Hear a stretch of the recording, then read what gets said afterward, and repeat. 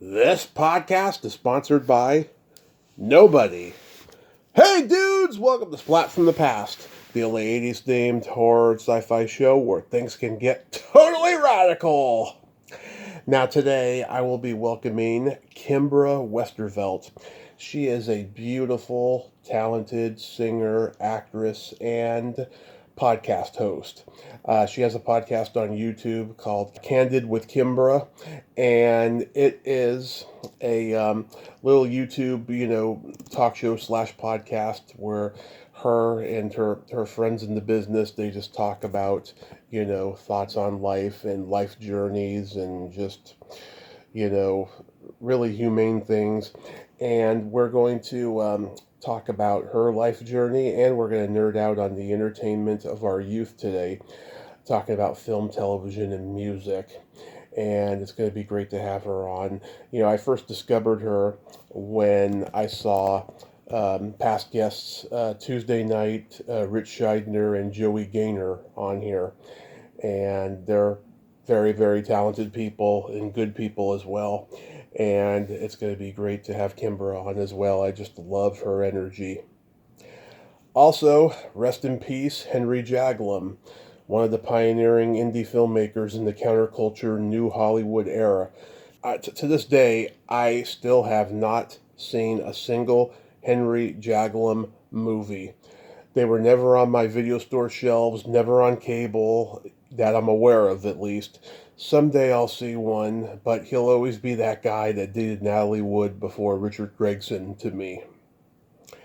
So yeah, here is my interview with Kimbra Westervelt.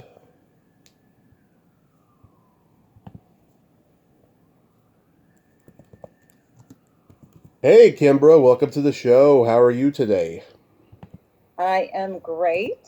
I am excited to talk to you because I want to know how you know my friends. I know them all for the same reason. I love their work and I reached out to them and did interviews with them. Awesome. Yeah, you told me Tuesday night. Oh, you To did an interview with her.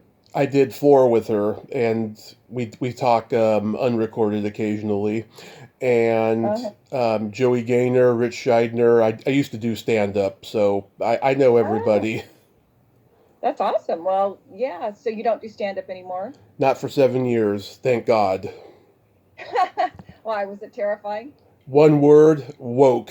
That's the generation we're in now. All the comedians are just getting backlashes on the internet.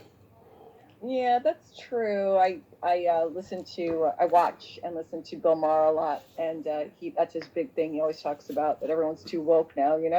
Yeah, yeah, don't get me started on that. Don't get me started.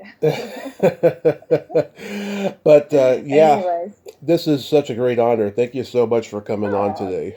you're so sweet. One of my friends, Jeff Kirshner, I told him I was going to talk to you. He works a lot with Tuesday, and he's like, "Oh, he seems like a nice guy." Oh, that's very nice. Very nice. So going Yeah. so going back in time, what age did you start gravitating toward music? Oh, that's a good question. Well, funnily enough, see, I'm an only child. For the most part, I'm an only child, and I have a half brother, but I grew up as an only child, Hmm. so I was around a lot of older people.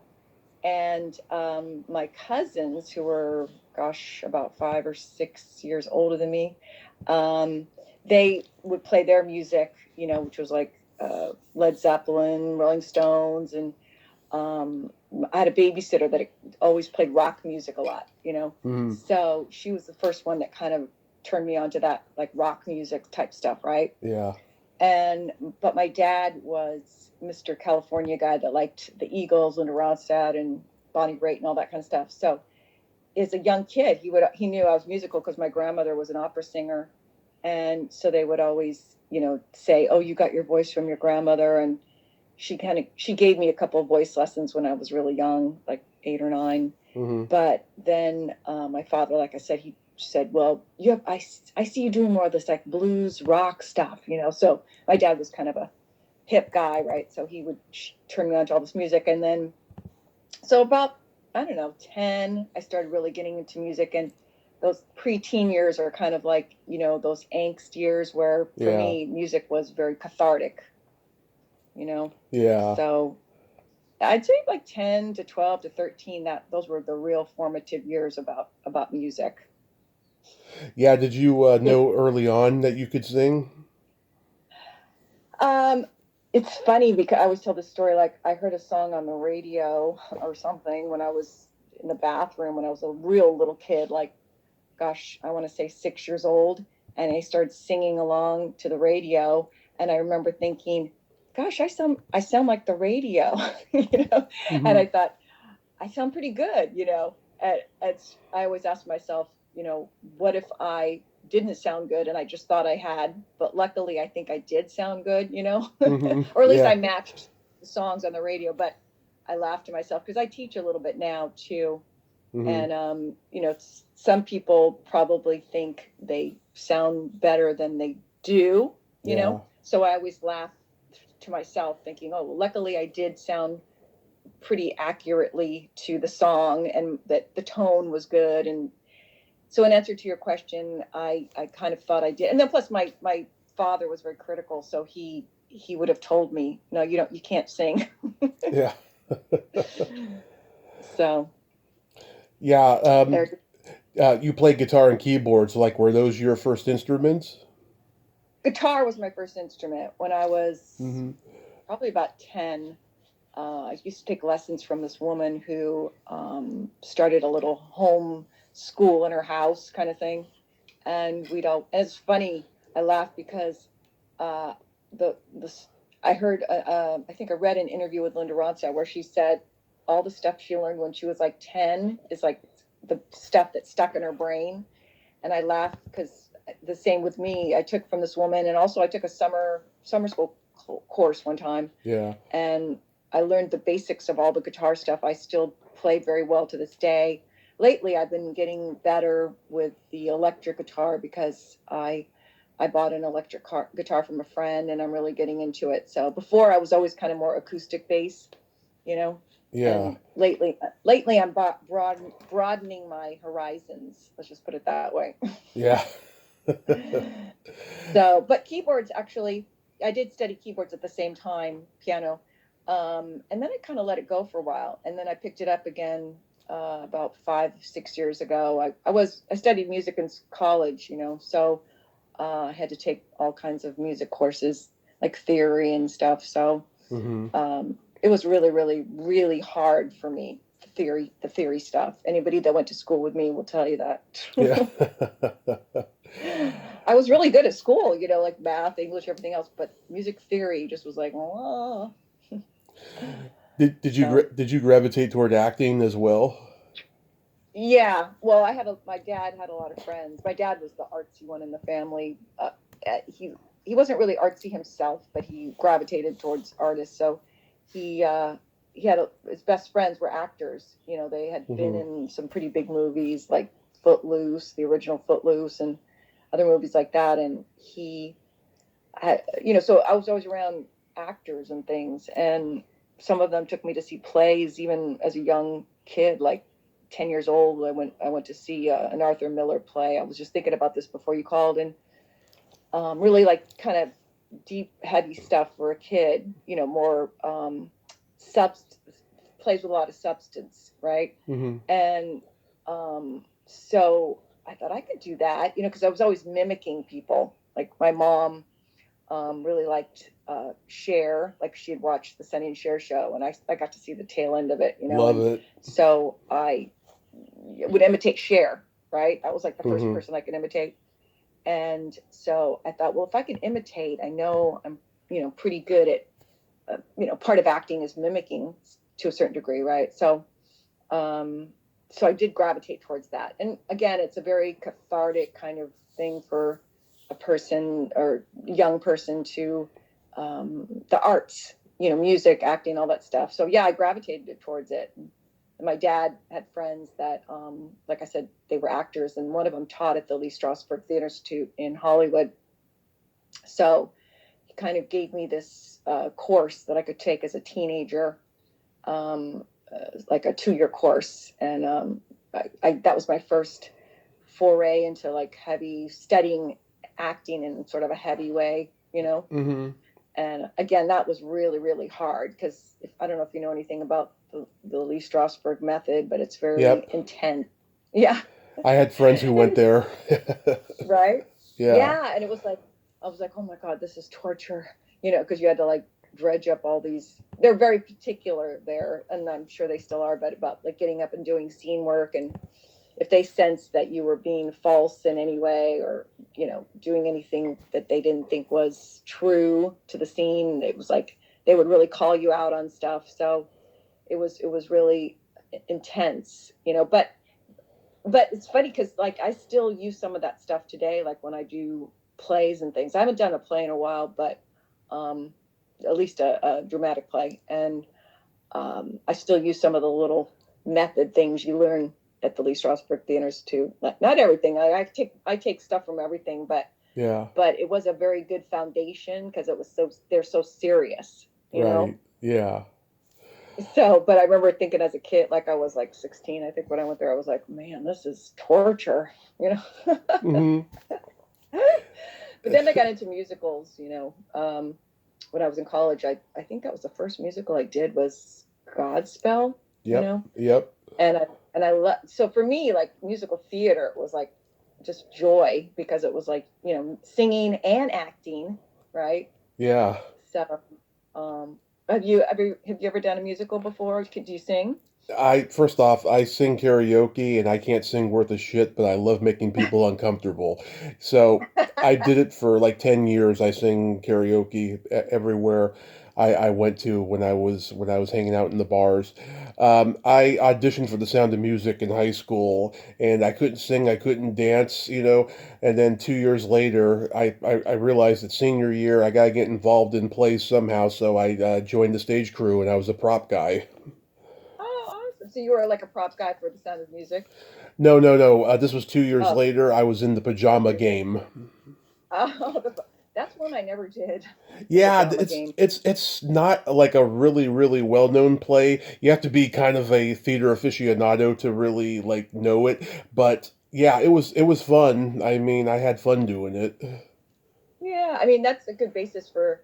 I mean, stand-up comedy to me is like the most terrifying thing. I always joke, with friends and stuff, like I'm a frustrated stand-up comedian because Hmm. I love making people laugh, and I love watching stand-up comedians, and Yeah, I love comedy. But to me, that's like it's the most terrifying thing because it's just you up there by yourself. There's nothing to fall back on, right, you know? And right. so I admire anybody who even tries to do stand up. It's not for everybody, I can tell you. I know, like you said, now it's like, it's really changed and it's really getting, I mean, I love a lot of, I just saw Nikki Glazer Oh, love her. yeah, some Hollywood club. But it was before she was going to do, was it the Emmys that she hosted or she hosted something? Oh, I I can't think remember what it I was. think it was the Golden Globes. Yeah, the Golden Globes. That's right. Yeah. So she was doing her little, kind of a testing out stuff. And Yeah. she's really funny and kind of fearless, but Yes. it's like, I'm like, you got to have thick skin, really thick skin. Yeah. Very thick skin. You also traveled Europe and you sang in Italy. Yeah. Yeah. You must have read my little website.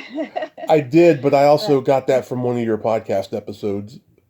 Oh, thank you. And yeah, thanks for Yeah. tuning into that, to Yep. Candid Kimbra, because it's a labor of love, as I'm sure you know from what you do, right? Mm-hmm. Yep. But yeah, I traveled Europe.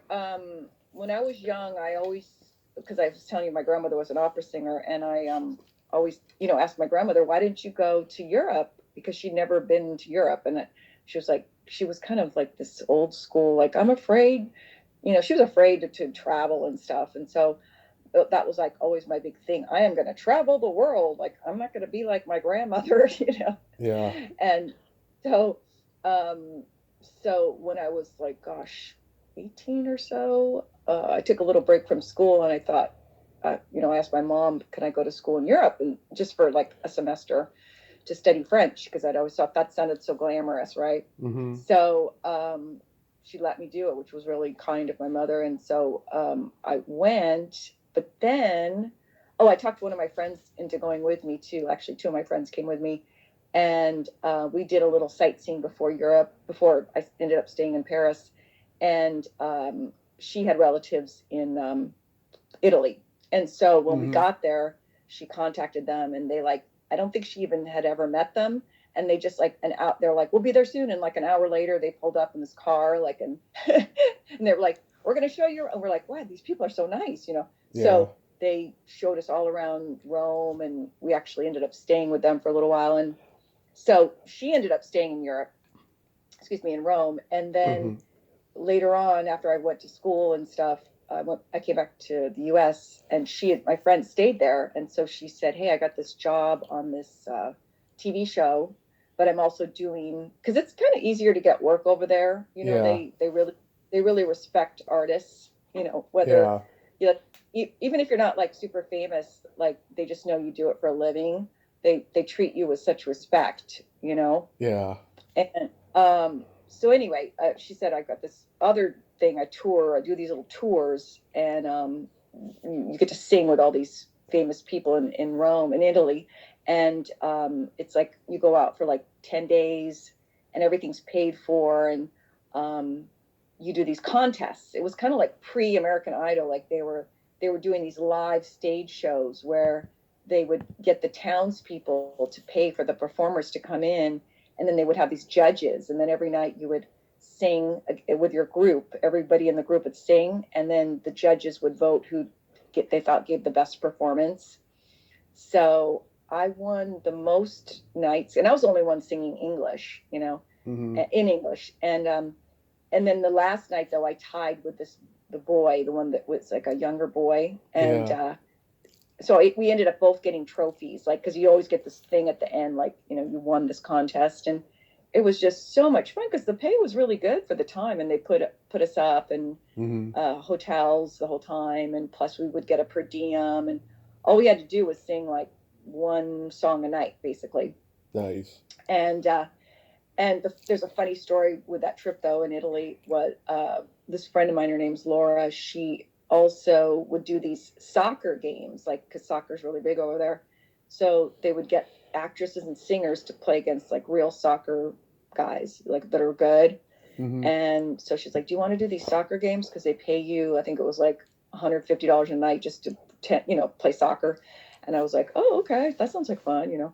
So me being the American, I was kind of a little jockish. I was the only one that was really in, just, you know, like, I'm gonna beat these guys, you know. Yeah. Everybody else is just standing there looking at their nails, you know. And I was like, and I mean, I can't even remember how the soccer game went, but I was trying to do my best.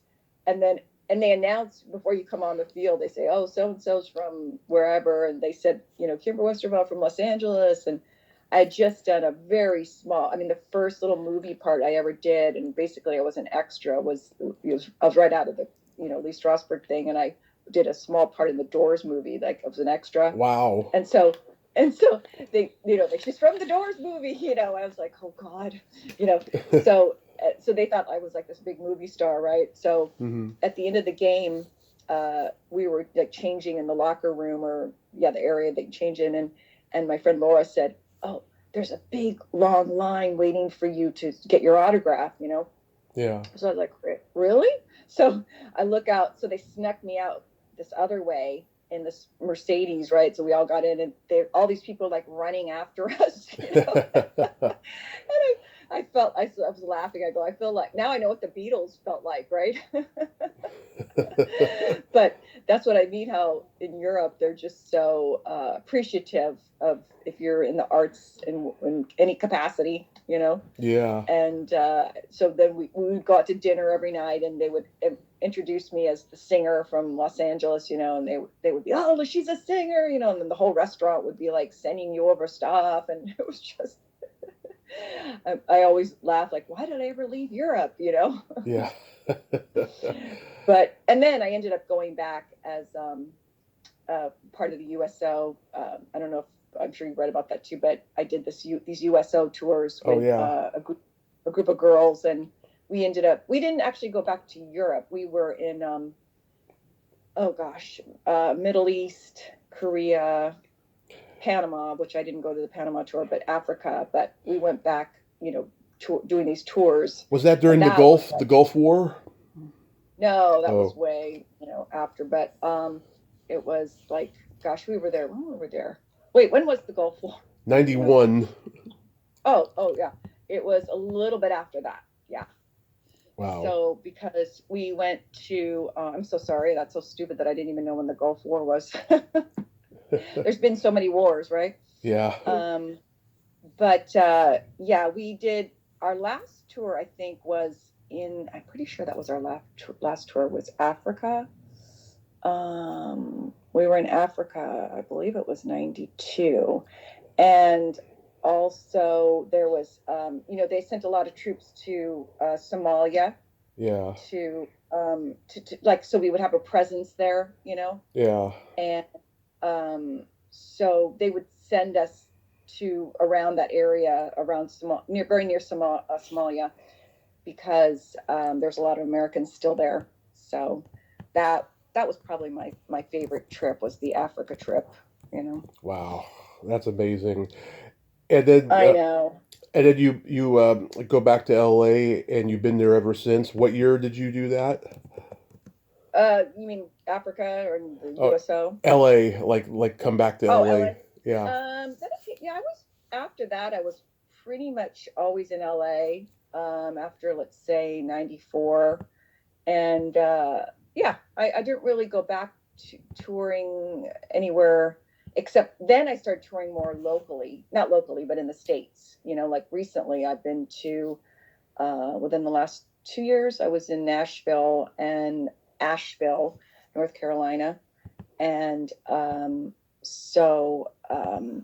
yeah, that was, I just decided like mid to late '90s that I was going to do more American stuff. Mm-hmm. So I mean, I would go back to any of these countries in a heartbeat, but I did concentrate a lot in the States. And like I said, about 2 years ago, I was touring with a guy named Crosby Tyler, who he's based out of that area, Nashville and that Yeah. whole, how those states all kind of merge, Tennessee, Georgia, they're all kind of intertwined together. All southern So states, yeah.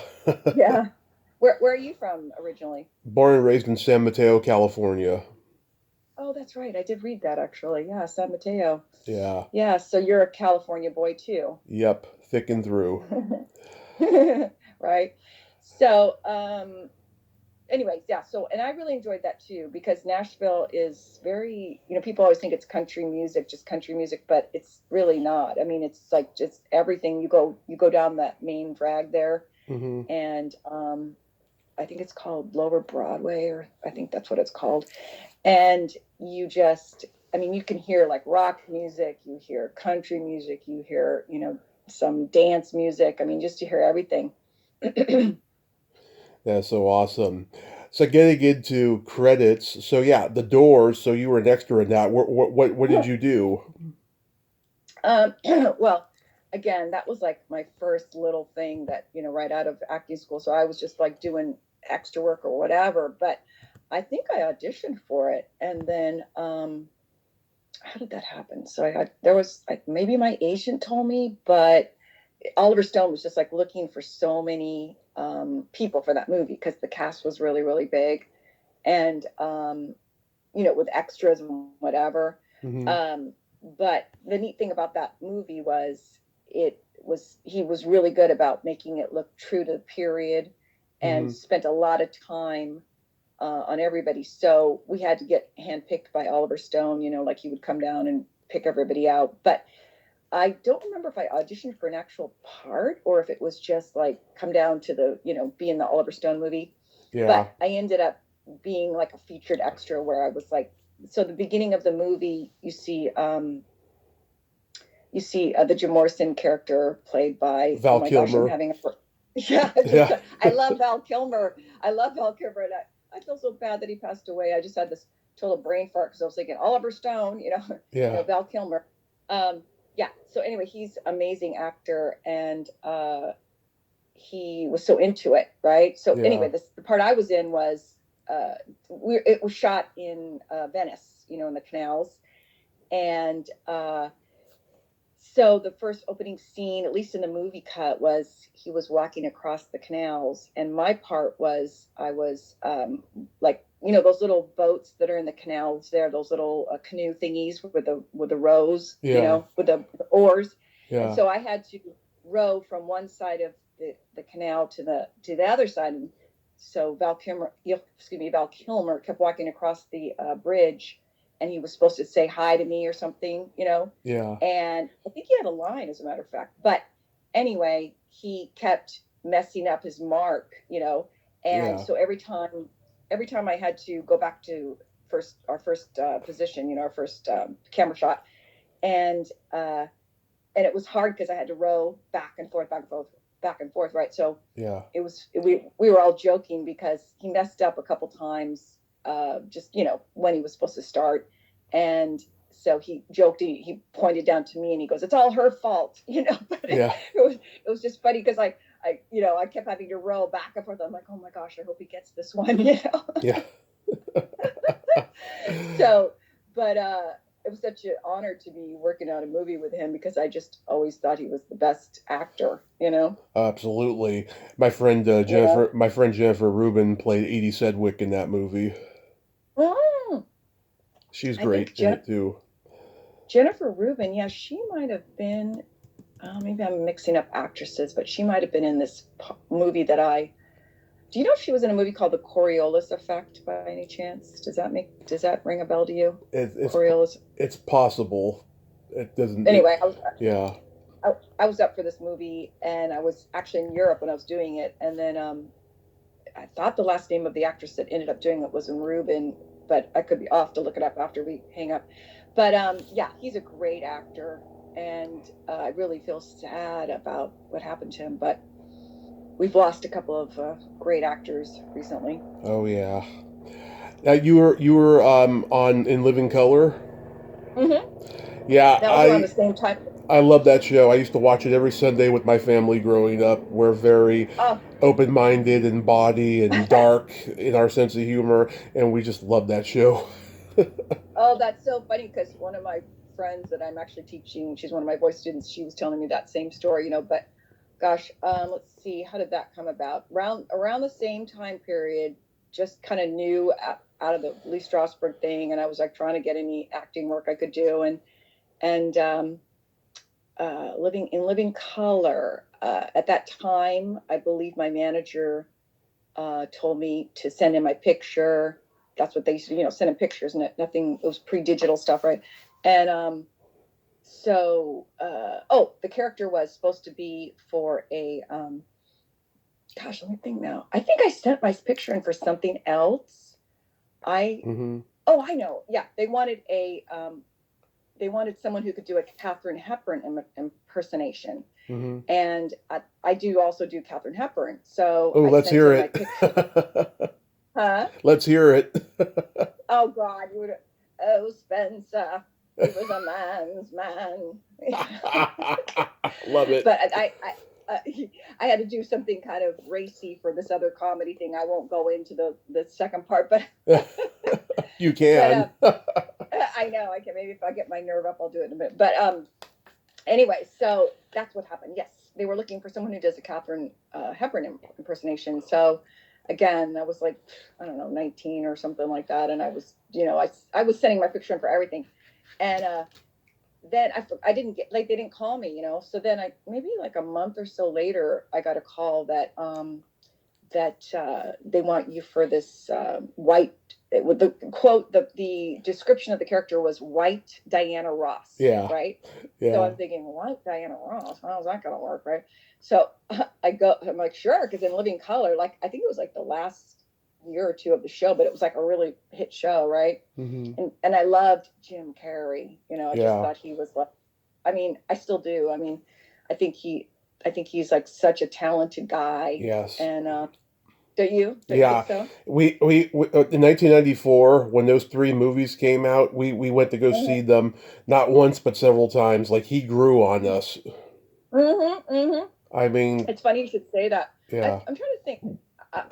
He didn't do Ace. He must have done Ace Ventura Pet Detective that was after In Living Color, right? No, he Must was have he been. was on summer hiatus when he did it, and then the show ended Oh, once his movie career like popped. okay. So he did it like right on hiatus during In Living Color because I don't Yeah. remember.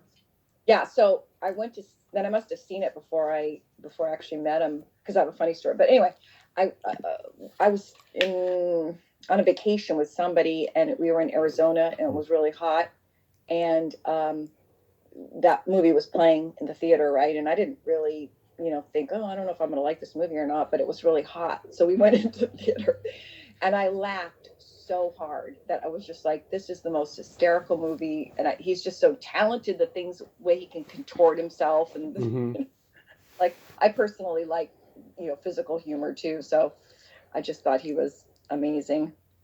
Yeah. But anyway, getting back to A Living Color. So with the white Diana Ross, I had to spend like 3 hours in makeup, and so they tried to make my skin, well, not try to make my skin, they put a lot of makeup on, Hmm. and then they put all, because she's, at that time, the image of Diana Ross was real glamorous with all this, heavy eye makeup and stuff. But then the hard part was the hair, so they had this like wig, like this really long kind of a blown out wig, Hmm. right? So I literally was in makeup for like about 3 hours. And I remember Jim Carrey popped his head in. He's like, are you ready for me? Or, and the makeup artist was like, no, I'm still doing her, you know? And Yeah. so he came in and said hi and stuff. And I was like, oh my God, that was Jim Carrey. And he was so professional and so nice. And then because he was like already, a star. And then he kept coming back in. Are you guys ready? And she's like, no, I need another half hour. Yeah. And I was like, oh my God, I'm holding up Jim Carrey. Yeah. So that was a big thrill. Yeah, Sam Kinison was in that episode doing the Samantha Kinison scene. Did you get to meet him? I did not meet Sam Kinison. And at that time, I probably wouldn't have appreciated his humor but I think he's really funny. But back then I was a little bit more like, Yeah. but, but a friend of mine who's a really good piano player we've written songs together, and he's a movie maker also. He did a tour or some club dates with Sam Kinison. I believe that's how they met. But I think he opened for Sam Kinison, or Sam Kinison opened for him. This was, before I knew Michael. His name's Michael Gerard. Uh-huh. And he was telling me that when he saw Sam Kinison, he was like, oh my God, this guy's going to go places. Because he was so different. Yeah. Right. Yeah. And like I said, when I was young, probably wouldn't have appreciated his humor. But now that I'm older and I'm a little bit more, open-minded. Oh, he got me in like at the age of 2 when my parents recorded Rodney's first young comedian special off HBO. I mean, God, it floored me. Even a 2-year old, Oh my it God. floored me. Yeah, I've always loved You were Sam. ahead of his you were ahead of your time. Hmm. Well, Yeah. you always remember your destiny in hindsight, and you don't know at the time it's your destiny. You know. True. That's so true. Yeah, like those moments, like I said, when I heard myself singing in the bathtub, hey, I've got a good voice. Yeah. um, yeah, but that was and the Wayne brothers, they're so creative and they're so smart, and Mm. that was like a groundbreaking show in Living Color, I think. Very groundbreaking, yeah. I mean, everyone's like saying it was cruel and mean today, Really? but no, I think it's hilarious. Oh gosh, I don't know. I guess I have to rewatch some of them because I don't remember things. I mean, I remember that one skit that Jim Carrey did, the Fireman Bill. Was that what was it Fire called? Marshal Bill. Fireman Bill. I remember thinking, yeah, that guy, that is a weird character. Yeah. I remember thinking that guy's face is scary, but only out of the mind of Jim Carrey, right? Yeah, it's just brilliant. Yeah, You yeah, yeah. did a song for Night at the Roxbury called Your Touch.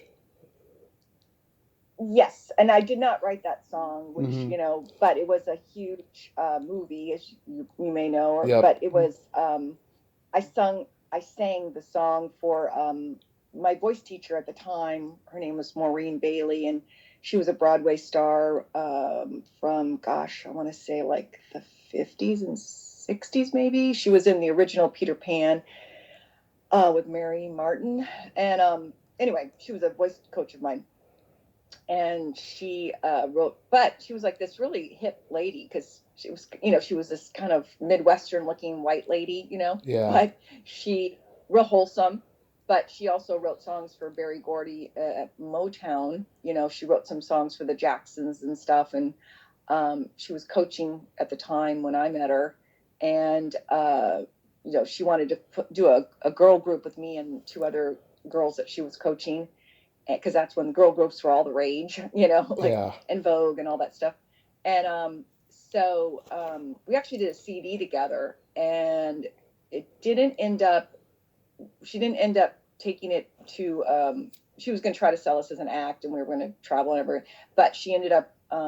Some financial things happened, and she kind of had to shelve the project. So, but there was like all these songs on there, and I knew, people in the industry that were placing songs for movies and television, and they heard that song. It's called, the whole title is "Can't Resist Your Touch." Mm-hmm. And my friend that had a publishing company at the time, music publishing, he did Source Music, and he said, this would be good for my company. So I took it. I asked Maureen. I said, hey, I could, people are saying this song would be good for movies. Yeah. And once she decided that we weren't going to be this girl group, that she wasn't going to take us anywhere, that then she released it. So that's how that got in the movie. The Night at the Roxbury was through somebody that I knew, and they heard it because I was playing it for people, Yeah. So, and they ended up using that song for like so many things, but it was like, you'd be surprised how much, how profitable it is to get your songs if it's a hit movie, Yeah.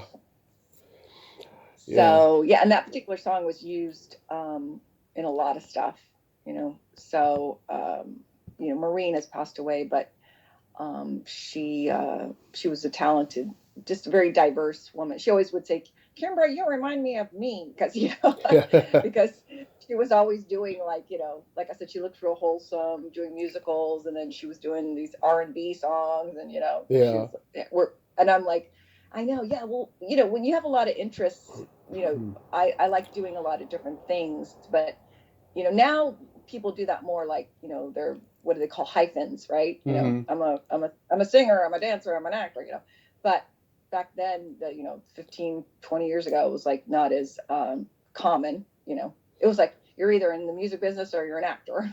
Yeah, you couldn't be a triple or quadruple threat. Right.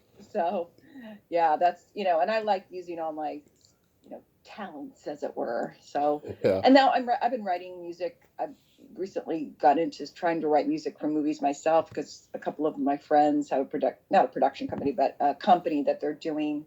Well, I guess it is a production company. They're doing, they're doing stuff for YouTube. They're doing film festival stuff. They're doing all kinds. We're doing plays together. We're doing everything.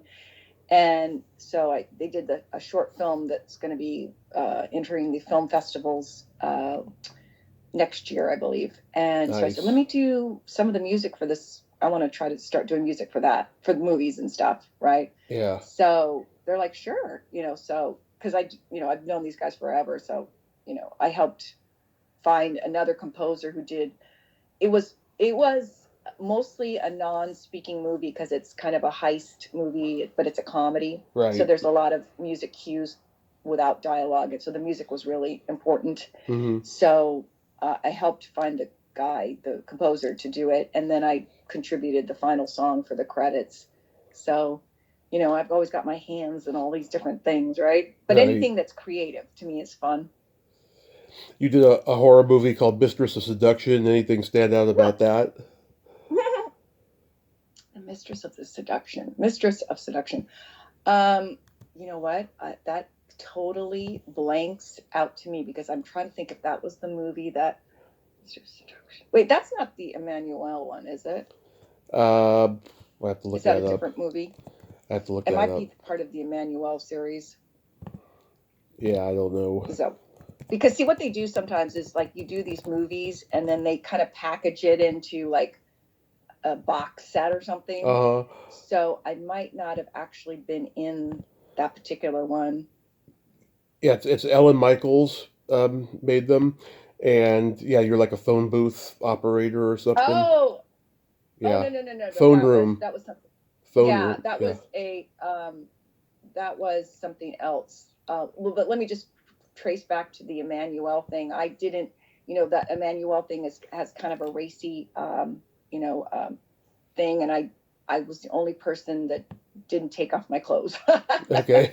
So I just want to set the record straight because a couple of my friends have seen that and go, Kimbra, I'm like, no, I'm in one scene where it's very wholesome. I Yeah. play Emmanuel when she comes back to America. Sorry, America. She's supposed to be in space when she comes back to Earth, and so I did. I portrayed her, and it's in a very wholesome scene. So if anybody sees that, don't think I did anything. Yeah. But it's funny because I worked with George Clooney's girlfriend at the time. Oh gosh, I forget her name now, but Mhm. she was dating George Clooney, and so it was kind of fun because we eventually ended up getting invited to one of his premieres, so that was fun. Nice, But nice. huh? That's nice. Yeah. Yeah, he's a nice guy, super nice guy, actually. I've heard. Really, Yeah. yeah. His parents, I got to meet his parents, and they were super, super nice. Um, yeah, I met both of them because the mom was friends with one of my friend's mothers. Like my friend, her parents knew George Clooney's parents, and I think they're from Kentucky, as I recall. Hmm. So when we were at this premiere, we got to talk to the parents, and they were really, really nice. But the Mistress of Seduction was just basically I played a phone operator, and it wasn't anything racy or anything like that, even though the title sounds like it, right? Oh, But when I you're love first those starting kind of out, you movies, do so there's no judgment from me. No, I know, but it's funny because, like, not to harp on this, but I have one friend who's very, I guess he has an image of me that like I'm super wholesome, which I am, but Hmm. no. But he thought those, I think he saw the Emmanuel and the Mistress of Seduction thing. He's like, what did you do in those movies? I'm like, hey, I didn't take off my clothes. Yeah. but my manager at the time, she was like, you got to meet these directors, when you're first starting out. It's like you do a lot of you don't do a lot of things that you wouldn't be, how should I say this, you do movies and projects that maybe you wouldn't normally do now because you wanted to meet people. It's like, oh, like they're super low budget, so but they're like, they're going to be doing things. Hmm. Right. Right. Yeah, the Beach Boys miniseries, American Family. Yes, now that was kind of interesting story because gosh, I'm trying to remember how I got that. I might again, it might have been my manager told me about it, but they filmed that down. I want to say in Hawthorne at like the first. I think it was actually the first place that the Beach Boys actually played. Like when they were starting out as teenagers, Hmm. and it was like kind of like a drive-in, burger place, Yeah. and the guy that played his father, and I played a waitress that worked there, and I guess Murray, their dad, was known for always trying to give, for the lack of a better word, gifts and little Yeah. bribes to people to get them ahead, right? Yeah. So, which is, I understand, but because he turned out to be not such a nice guy, but he was kind of a hustler, right? He So was. anyway, Yeah. yeah, I've seen all the movies since, right? And Yeah. he I had wasn't I very good. I had Carney Wilson on here last year. Oh, you did? Yeah. One of my favorite interviews I've ever done. Oh, she's so, I mean, I've never met her,. But she just seems like such a nice person. I She mean, is. she's been through so much. And I saw that movie with John Cusack, which I loved, Oh, that about was where he, that was the first movie I saw when I got out of the hospital. Like in the first week or two, I was frail, I was pasty, and yet I made it into the movie theater. oh, I know that was a great movie. I mean, just because I love John Cusack, first of all. And then second of all, it was just such a really deep movie, the way they portrayed, what he was going through, Hmm. Brian Wilson. But anyway, what we oh yeah, so the Beach Boys movie. So I went down to to the place where they were filming. I think it was Hawthorne, and it was another one of those movies where they had really spent a lot of time on costumes, and I had pictures of that where I looked like, from the, I guess it was, gosh, was it the early 60s maybe? Mm-hmm. Supposed to be the early 60s. And so my hair was like all, flipped out, and the outfit. And so Murray, the dad, says, I'd like you to put my sons on, let them play this Friday or something. And he gives me like a little gift.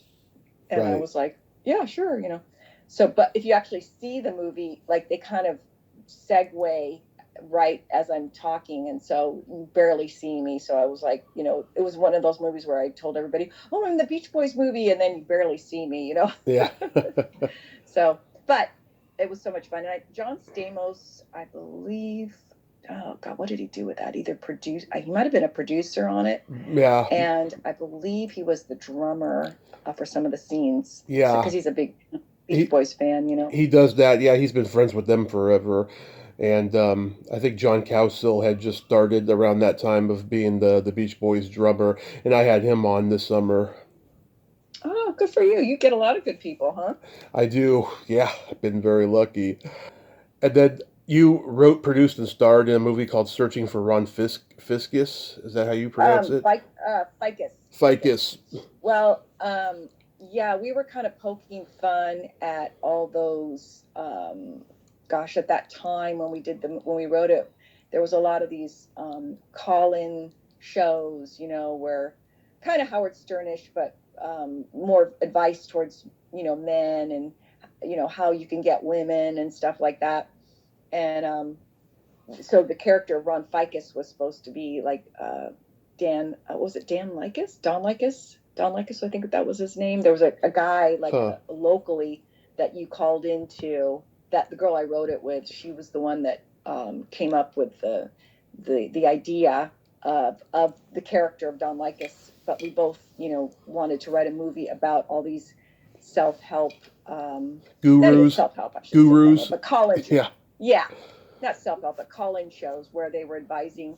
But unfortunately, they would, at that time, they were telling guys, like be the macho a-hole, that's how you'll get the girl, right? Yeah. And so my friend at the time, her name's Kim Kopf, and she was playing the one character that was searching for Ron Ficus, and I was her, like, the sensible friend, but it was kind of like a girl buddy film, and we were poking, like I said, we were poking fun at these gurus, these men, that were kind of taking the approach of like, be mean to the woman and then she'll love you forever, kind of thing. Yeah. that's what they want, Yeah. So yeah, it was a good idea, but we were trying to do everything ourselves, and it was our first time like producing, writing, directing, and it was a great learning experience, and one thing I learned is when you do movies, use other people's money. Oh yeah. That's what my friends have told me since. Like, a good friend of mine has written many successful movies, and he always tells me that. He's like, use other people's money. It's a good rule of thumb. Right? Yeah. Then you won't lose yours. So yeah, but we shot that around Southern California, and I think I wrote the theme song for that too, now that I think about it. Mm-hmm. I wrote the song called One More Shot, which I'm still kind of proud of. We did a music video for it, so it was a lot of fun. So let's nerd out. Going back in time, do you remember the first movie that impacted you as a child? Oh gosh.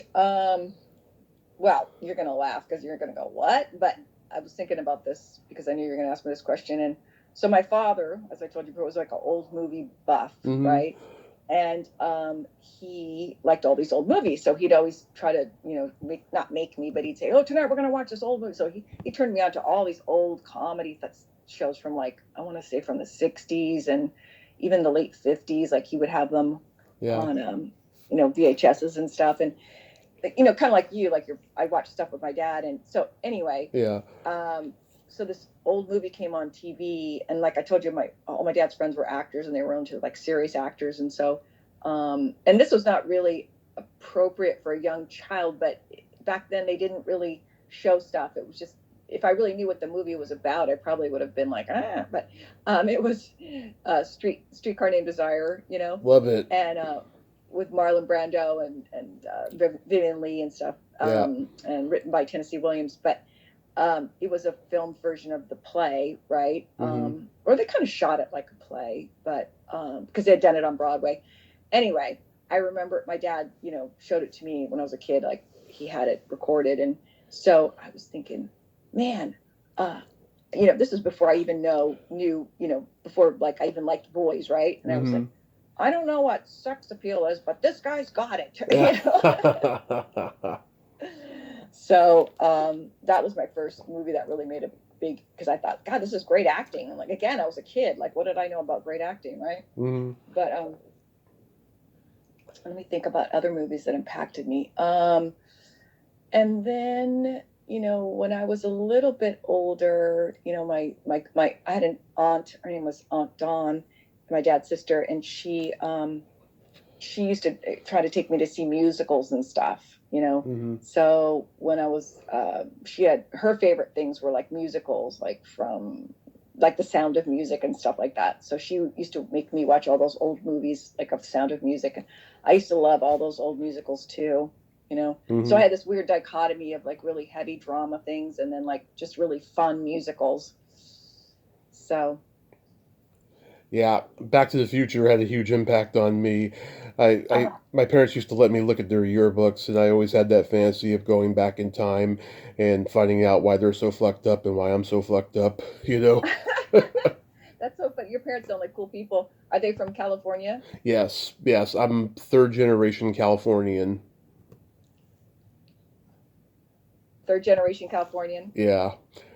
That's fun. My dad's dad was from Chicago. His mother was from Kentucky, and then my mom's mom, she was born in San Francisco. She was the first one. Her parents came from Italy. Oh, so your grandmother's from Italy? Yeah. No. She was born in San Francisco, but her parents were from Italy, and they came fresh off the boat after her older brother was born. They came to San Francisco. Wow. That's so that's so interesting. Yeah. So you're half Italian then? Yeah. That make you half Italian on my mom's side, and I'm Croatian, Irish, and other things on my dad's side. What a great mix. I mean, because that's what your love for music and art is, your Italian side. It does, yeah. And I have a European sensibility about sex and nudity as well, Huh. And in this age where everything's politically correct and people get uncomfortable, they don't take the European side into consideration when they see individuals like myself who are so open about that. Well, yeah, I mean, there's a lot to be said for that because I remember I had a friend who was a filmmaker, and this was a long time ago, and he was from Switzerland, and he had a maid. He was very wealthy, this guy, right? And he said his maid was God, I forgot her name now. She was had a French name.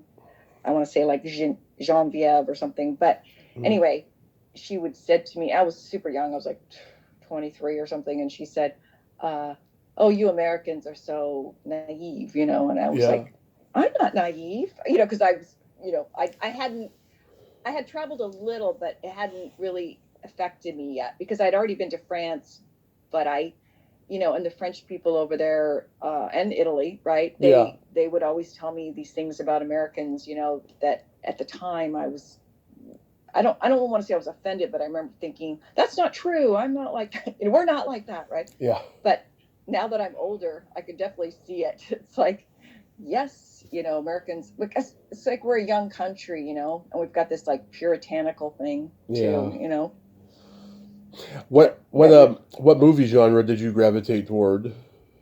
When I was growing up? Yeah. Oh, like I said, I was, I liked musicals a lot too because Musicals and comedies primarily. Yeah, musicals and comedies. I did like the heavy drama stuff too, but musicals, excuse me, musicals and comedies still. I anything that's musical now, like I just, even if it wasn't, most anything to do with music, like biops, like when it was about, Queen and what was the other one? I just saw the Bob Dylan one. Anything with music in it, I just Hmm. love. I always do. Yeah. Even if it was considered not good, it wasn't a big hit. I usually loved it. Yeah. Like like La La Land. I don't know if you ever saw La La Land, but No. I really I really like that movie. And but my friends who are musical theater purists or didn't really like it because they said they weren't really musical theater people. The people that they got, Ryan Gosling and I think it's Emma Stone. Yeah. Um, yeah, they were always like, my musical theater people friends were like, no, it wasn't that good. But I thought it was great because I love it when they take uh, even musical theater and make it more accessible to like the everyday person, you know. Yeah. Um, so, but I like anything that I think is good. I like high art and I like low art. Same here. Yeah, I mean, I love all film genres, but like comedy and horror have always been my wheelhouses. My parents showed me The Shining when I was a year old, and Oh, that was a great. it scared the shit out of me at first. But then when I was 7, I went back and revisited it, and I was fine then. But at one, seeing Jack Nicholson say, "Here's Johnny," that terrified me.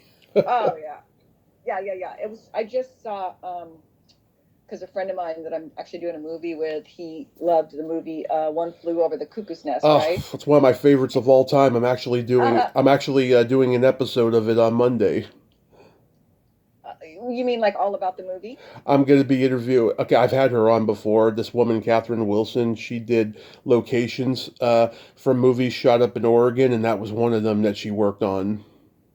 Oh, that's so awesome. Yeah, that movie was so. I just like I said, I just saw it again. Like I want to say Amazon Plus or one of those, and I forgot it was a 2.5 hour movie Yeah, or close to it. yeah. And I was thinking back then that was like unheard of. I would think, because back then most movies were shorter. I thought, but It was one of those movies. My dad showed it to me when I was 7, mm. when my mom wasn't home, and it was one of those movies where I went a couple of years without seeing it again, and I knew every line and every scene that was next after seeing it one time. It was one of those impactful movies, and when I watch it to this day, I still know what's coming and what lines coming. Oh man, that the acting was so good on that movie in that movie, Yeah, and that did you know that the guy that played they called him the tall Indian. yeah, yeah. Will Sampson. Yeah, did he ever do anything else after that? Do you know? Oh yeah, he 'Cause- did. He did the Outlaw Josie Wales with Clint Eastwood. He did oh, Poltergeist 2. He died right after that movie. Um, oh, I found out that one of the reasons why he was so good playing the chief in One Flew Over the Cuckoo's yeah, Nest was because yeah. he did some jail time when he was in his 20s, so he used that experience in the character. Oh wow. Oh my gosh, that makes sense. Yeah, that Yeah, was such a great character, and I remember thinking, God, I hope he acted after that because I hope he didn't just get that part because he was so typecast. yeah, I mean, he did get that part because he was typecast, but but because of the way he looked. But I would, and I don't know if there was more, work available to him because he was such a specific type of person. But yeah, I'm glad to hear that he did work more. You know, yeah. I was and Louise. Louise Fletcher. Oh, I was just gonna. Yeah, she was great. I got to meet her about 5 years ago. I hosted on the red carpet the satellite Yeah. um, the awards and this award show that she was nominated. Actually, they gave her an honorary award, Hmm. and she's so nice, so Oh yeah. lovely. Yeah, every interview I saw her do, she just was the complete opposite of Nurse Ratchet, and she did television in the early '60s, and then she took 10 years off to raise her kids, and then Cuckoo's Nest was the comeback, and what a comeback, huh? I mean, an Academy Award. Oh, oh my God, that's amazing. Yeah, she was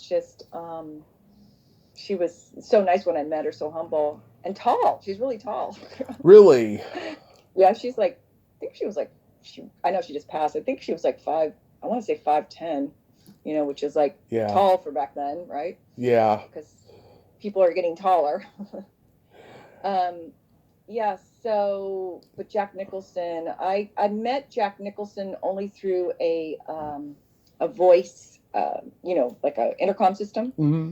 But I have a funny story about that because one of my friends, again, when I was like, I want to say like 20 years old, when I was going to Lee Strasberg, I was invited over to, which is a whole other story, but I was invited over to Marlon Brando's house.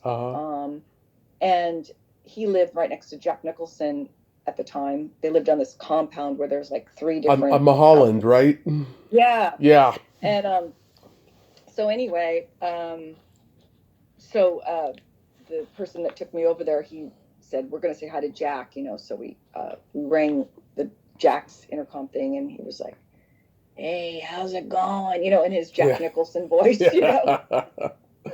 And I remember thinking, oh my God, that really is Jack Nicholson, Yeah. And then I ended up meeting Marlon Brando, and I was like, oh my God, that really is Marlon Brando. And he was the nicest guy ever. I've heard. I don't. Yeah. He was nice to me because I wasn't related to him, and I was young, and But what I mean by that is I wasn't his kid or anything. But he was very. I think somebody at that level of fame doesn't, sick of talking about himself because he'd been interviewed so many times. Mm-hmm. So when he meets you, if he even likes you at all or finds you interesting, he would just like ask you all these questions about you, Yeah. And I remember thinking, wow, Marlon Brando wants to know about me. That's so weird. Yeah. But that's how actors get their stuff, is like learning about people, right? Of course. Did you like Robert Redford movies? Oh, I did. I think Robert Redford was, first of all, so handsome, Mm-hmm. And I went to Sundance a couple times, the film festival, and I don't think I met him or saw him there, as I recall. But I remember just thinking, God, Robert Redford is just like such a, not only did he make great movies, but to dedicate yourself to doing something like Sundance, Mm-hmm. which was probably the most fun film festival I've ever been to, because I saw all these great movies there, and you get to ski on your days off, so that was kind of fun too. But yeah, I liked it. I wouldn't say that I thought Robert Redford was the greatest actor, but he was in great movies. Oh, yeah. Like he was very, like, he played himself a lot. Mm-hmm. But I also thought that he was a great director, though. Oh, yeah. Like, I don't know if you ever saw Ordinary People. Of course. Did you ever see that movie? Of course, I've Yeah. interviewed the editor of that movie because he directed Revenge of the Nerds, Jeff Canoe. Oh, how funny. What, Mhm. two different type movies. But Yeah. I remember when I saw Ordinary People later, I just thought, gosh, that was such a, it was so, what's the word? It showed something in such a subtle way, the underneath, when a family that you think is all together, Yeah. but there's all this stuff that's going on underneath, Right. And it was such a it was moving, but in a subtle way, Mm-hmm. It wasn't like flashy and all this stuff going on, but all this character driven stuff in there. And to see Mary Tyler Moore act in like that kind of a role was really interesting. Well, they say she was really like that in real life, and that's why she didn't win the Oscar, because she wasn't exactly everybody's favorite person. Well, I could see that, I guess. I mean, Yeah. I know she did the Mary Tyler Moore show, where she played a completely opposite type person. Well, still in control, but she was much more. But she was like this go-getter single woman, right? Yeah. Yeah. Whereas in the Ordinary People, she was like the matriarch of a family that was trying to keep it all looking like all perfect, right? Right.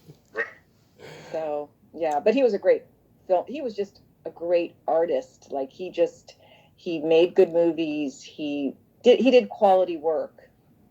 Oh yeah, The Sting is one of my favorite movies ever. I crack up every time I watch that movie. Just how everyone's screwing everybody. It's hilarious to me. Oh yeah, and Paul Newman. I mean, he was. Oh, that's an old movie that my dad showed me when I was a kid. Like he had it recorded. Also, was this movie that Paul Newman did when he was really young, called Somebody Up There Likes Me. Oh yeah, And do you remember that movie? yeah. That's the boxing movie, right? Yeah, I think he Yeah, played Rocky Graziano, if I'm not Rocky mistaken. Graziano. Yeah, Yeah, yeah, I think that, yeah. And I remember thinking, again, I was just a kid, but I was like, man, that guy's handsome, yeah, So yeah, so there's a lot of great old, and it's a shame too. I feel like I wish people I was listening to this one podcast and they were talking, who was it? Oh, it was Rob Reiner, with Rob Reiner, uh huh, and he was talking about Spinal Tap, the new Spinal Tap, uh huh. and, and he was saying, have you seen that movie, the new Spinal Tap? Not the new one, no. Yeah, I want to see it, but he was just saying how he definitely wanted a theater release because he wanted everybody to have the shared communal experience, Of course. and and that's how a lot of filmmakers, especially of a certain generation, they feel that way, which I can understand because Yeah. they don't want people getting up. But unfortunately, I see a lot of movies on my TV now. Were you a 'Cause it's kid? so, Were you a kid when the Star Wars movies came out? oh yeah, the Star Wars movies were great. I loved those ones. Did you love Star Wars? Yeah, my brother, he was born in 73, so he got to see the original trilogy in the theater, and I was born 2 weeks after Return of the Jedi came out. Oh my God, there was. I mean, who doesn't love? I mean, I know kids now that are like 18. Wait, yeah, 18. I had this one kid that I was teaching for a while, and he is a big Star Wars fanatic even now, like even the old, the original Star Wars movies. So it's just amazing how long, what a legacy, right? Yeah. How influential those movies were and are. hmm My You know. yeah, it's funny because I found out that when the first Star Wars movie premiered on HBO at midnight, Sunday going into Monday on January 2nd, 1983, and every school in America called in sick because the kids were staying up late to watch Star Wars, and this is like right at the beginning of VCRs, but yet not every household had a VCR yet, so that's the only way Right. that they could see the movie again and not in the theater, you know. Oh, that's so funny. Yeah, VCRs. Oh, wow. Um, yeah. Have you ever seen any of those audition clips of Yep. like, Yeah, yeah, with Cindy Williams. yes, or I think Yeah, I saw one with Mark Hamill too, if I'm not mistaken. I thought I saw one with Mark Hamill when he of was course. auditioning, Yeah. and Cindy Williams, and who else? Was there anybody else for Princess Leia? I can't remember, I do know that but the auditions for Carrie and Star Wars were in the same room, and so all the girls from both movies like auditioned for each other's movies. oh, that's right. I read about that too. Yeah.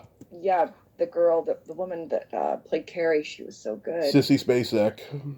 Yes, to see Spacek, because but to think of her in Star Wars would be, now that we know, that now that we see it the way it was done, you can't picture anybody else in that part.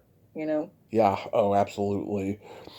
Yeah. Speaking of that, this is digressing a little bit, but Uh, I read that The Graduate, with Dustin Hoffman, I read that they wanted Robert Redford for that part originally because we were talking about Robert Redford, and Actually, yes, they wanted him.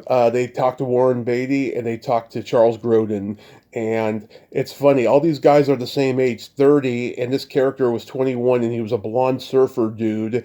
And this Dustin Hoffman got lucky with the great miscast ever.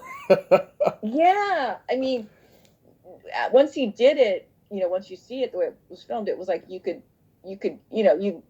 take it. You could, what's the word? It seems so believable, hmm but I guess if you're writing it and you're thinking in your mind, we want a really good looking guy, and he was, at the time, he was considered, too, short, or he was just he wasn't the type they were thinking. He was more ethnic looking. Yeah. And but Anne Bancroft was just so great. That's such an iconic part too. Yeah, She was she so was great in that. she was about 35 playing 50. You know, I know. she really did smoke a lot. Yeah, looked older and she was great in everything she did. Oh my God, yeah. One of my friend's father was really close to her husband, Mel. Mel Brooks. Yeah, Mel Brooks. I almost said Mel Blanc. I'm like, what? Who's Mel Blanc? Mel Brooks. Yeah.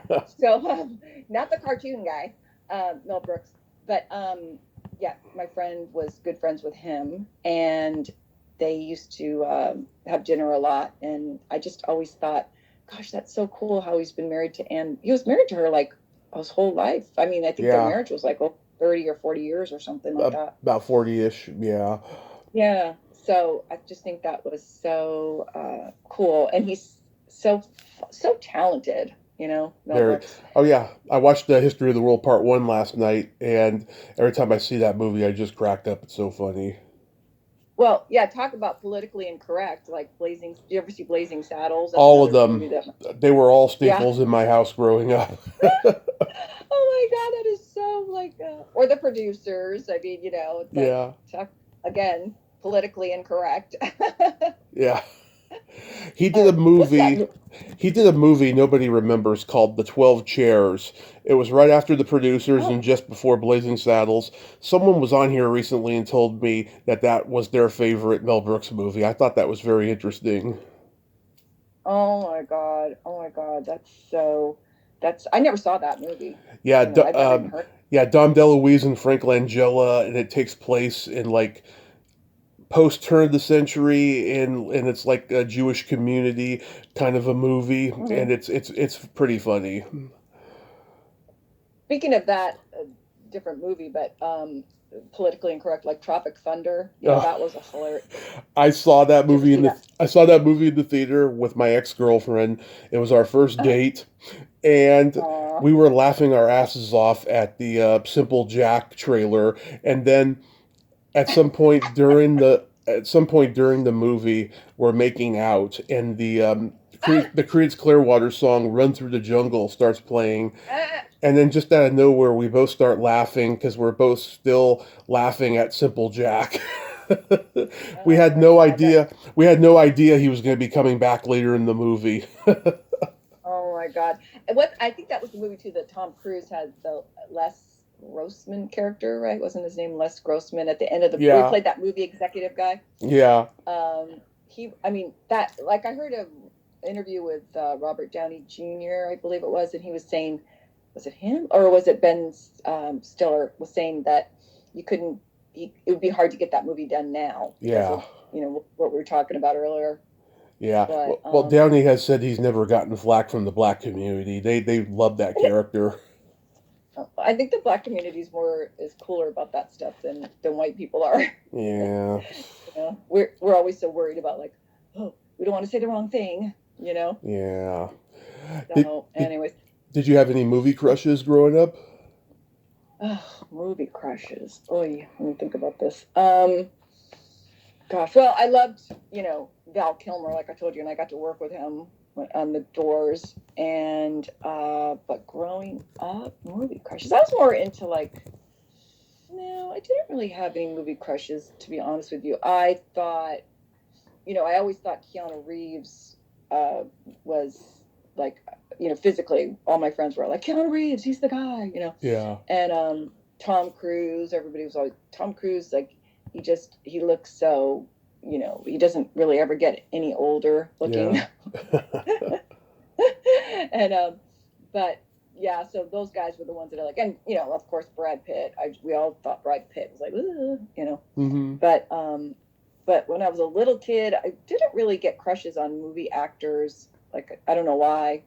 Maybe I was just too Rock stars. busy. Huh? Rock stars. Yeah, maybe rock stars more. Like since I told you my cousins and my babysitter always were into rock music, so they were always turning me on to these groups. And like I didn't think Mick Jagger was like cute or anything, but I just thought he was so cool. hmm It wasn't like I thought he was the most gorgeous looking guy, but I just thought he was so cool. And then I was around a lot of musicians, so I guess I had real life crushes instead of, movie stars, Yeah. which is probably better, right? Yeah, I was into like Cary Grant and Natalie Wood and so many 80s movie actresses I've interviewed and met and become friends with. And it's hard for me to separate it now because they're like my aunts. Like Oh, it's funny I to know. to think of Tuesday as like my aunt, but I had a crush on her. Aw. Well, a lot of people have crushes on Tuesday. Yeah, she's a crushable girl. yeah. um, growing up, like my aunt Dawn, she really was into movie stars too. Like she kind of looked like Elizabeth Taylor, so she was into all those old movies. Mm-hmm. And I so I was exposed to a lot of those older movies too. And I always thought like I thought Warren Beatty was really good looking. I remember like as a kid, I thought Warren Beatty was really good looking. Yeah. And I thought Natalie Wood was just beautiful.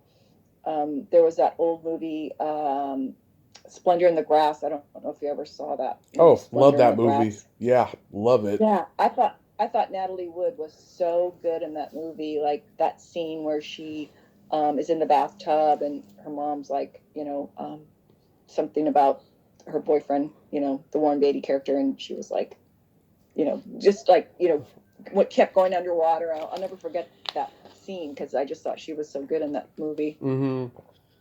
Yeah, it's Gary And it was Lockwood's like, first movie too. it was? Yeah. Oh, huh, I forgot that, I guess. Yeah, I mean, that was such a great movie about teenaged angst, and your Mm-hmm. first love and all that stuff, you know. It is. So It's a great. beautiful, beautiful. It's Elia Kazan. God, he did A Streetcar Named Yes. Desire and Viva Zapata and so many great movies. Facing the Crowd with Andy Griffith. Oh my gosh, I did a scene from that in acting class of Face in the Crowd. That was a good movie with Patricia O'Neill, right? Right, Patricia. right. And I don't know why that name just popped in my head, but yeah, Andy Griffith, he was good in that. He was like, so I watched the movie because I was doing a scene in acting class for that, and he said watch the movie, and I remember thinking, God, Andy Griffith, he plays like a real meanie, he's a real Yeah. mean guy. I was told he was a little bit more like that character than in the other Yeah. things he did. Yeah, people told me I've talked to people who were on Matlock, and they said he never talked to anybody. He was very standoffish. Oh, I hate hearing stories like that. And then you hear about other things like, I mean, I think I've heard Tom Cruise is really nice to people. I believe that's what I've heard. Hmm. And certain actors are just, but some people are getting into character, which I understand too. I mean, to a certain degree, it's just that like, it's better if you can be nice to everybody and not, like you've heard these stories about like where the actors say, "Don't look me in the," their PR person comes out ahead of time. Don't look them in the eye. Yeah, yeah. So to wrap it up, how often do you Sure. drop new episodes of Candid with Kimbra? Oh, good question. Every right now I'm only doing them. I'm not like you. I do it every 2 weeks. So I have a new one coming out on Friday. Oh, Hmm. sorry, not this Friday. Not this Friday, but the following Friday. So every 2 weeks, I have a website, candidwithkimbra.com, where you can see when they come out. But right now, it's only every 2 weeks. But I eventually hope to do it like every week. Um, you can listen to it on the podcast playground too, which is just audio. Hmm. So, but I try to. Thank you for liking it and watching it. I model mine a little bit after Mark Maron, Oh, me too. I because mean, because really, I was listening to him in the hospital when I was recovering from my accident, and I knew him as a comic, but I didn't know about the podcast until 6 years after he had started it, and I was like, God, this is the best because celebrities are swearing, they're telling stories that they've never told anybody before. I mean, this is just like old school talk radio. well, yeah, that's a good point. Because like I've had people on my podcast who I think not a lot, but there was one or two that I think were a little. Um, I don't want to say shocked. That's too extreme, but they were a little surprised that I didn't just talk about their job or their like. With Tuesday was on mine. I talked a lot about her dad and how she got into music and stuff, and she was like, everyone just wants to talk to me about my horror films. Hmm. But I've been copying it off of Mark Maron at first because I got into his show late in the game too. I don't remember who turned me on to it. I didn't even know about him as a comedian really. I Hmm. just knew about his podcast, and I started listening to it, and I was like, wow, he's got really good guests, and I really love his little thing that he does in the beginning when he talks about stuff that he's going through, Yeah. and so I kind of try to be that way too, more conversational, because that's what I enjoy about podcasts, because I feel like you're eavesdropping onto a conversation, Yeah. and not just promoting something. So, anyway, but I had a couple guests on mine that were like, oh, I didn't know we were going to talk about the homeless problem, Yeah. because, like things, they kind of segue into other things, Oh, yeah. So, but again, that's what I like about podcasts, because it's just eavesdropping on a conversation. Absolutely. And I love what you do because you're just being so authentic and real. And I get bored when I hear podcasts where, the host is an actor and the other person's an actor and they're just talking about stuff that's been rehashed 100 times and it's very shallow and it doesn't go deep. But you really break that mold, Oh, and you do thank your own you. thing, and that's what I love about it. Oh, thank you so much. I got to have you on my podcast soon. I would love to be on your podcast, Kimbra. I would love Really? to. Yeah, Okay. Well, absolutely. we could make that happen. Let's make that happen. Real, Yeah. real quick. Can you play my Sure. secret silly game with me? Uh-oh, I'm scared. What is it? It's a series of silly slumber party questions. It's no win or lose. It's just pure fun. And how the game Okay. works is I ask you the question, you answer it, Sure. and then you ask me that exact same question and I answer it. And feel free Okay. to comment on the answers because they might be funny. Okay. All right. Kimbra, are you ticklish? I am not tickled. I mean, I am ticklish. Hmm. Tommy, are you ticklish? I am very ticklish. And don't worry, we're virtual, so it's not like I was going to tickle you or anything. I know. I was thinking about. I was like, my body all tensed up. Yeah. Is your belly button an innie or an outie? My belly button is an outie. Tommy, is your belly button an innie or an outie? It is an innie, and wow, I love outies. And I got to tell you, I went on a date with this girl, and she told me that if I had a doorknob outie, it would be a deal breaker. So I lifted up my shirt, and she got a sigh of relief, but yet she still didn't want to see me again after that. So that was just an excuse, huh?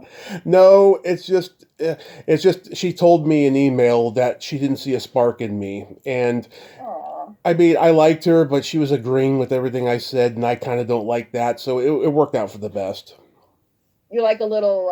You like someone who kind of stands up to you a little bit, not just walks like agrees to everything you say. Yeah, I just want to have a conversation with somebody where we can be the same, but also be different at the same time.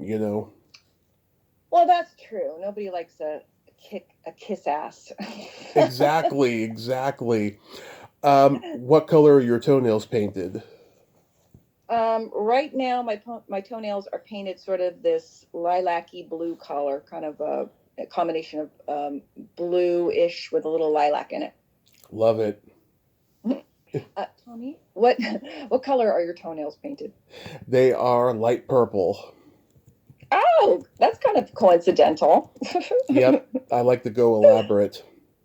Yeah, I didn't. So you take care of your feet pretty well, I'm imagining. Yeah, I've been painting my toes since I was 13, and I've always manifested my queer side that way. And because I spent so much time being raised by women in my early years, that it's a given. Oh, that's funny. Um, so your parents, or at least your mom, encouraged you to take care of your feet. Exactly. Yes. Very, very adamant about that, especially my grandmother, who's Italian, and diabetes ran in the family. So I Oh, have that. So, I got to be very careful now. Um, yeah, that's interesting. Yeah. what would you say is your best personality trait? My best personality trait is I'm a good listener. You What are. about you? I have empathy and I have no filter.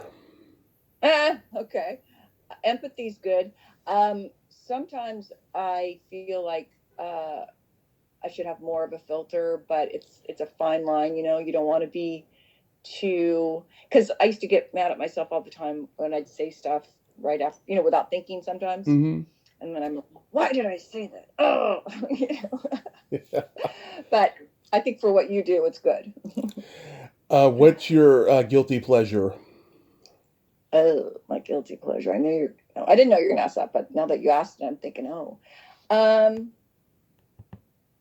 Once in a while, I'm a very good eater, like I try to eat well.